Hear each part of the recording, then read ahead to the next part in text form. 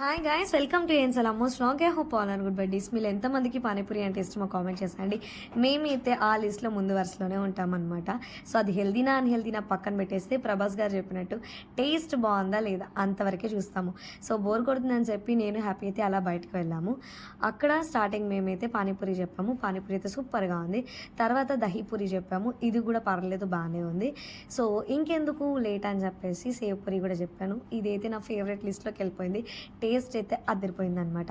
Taste చూసి ఎలా ఉందో చెప్పవే అంటే అదైతే టాయ్ రింగ్తో అయితే ఆడుకుంటుందనమాట.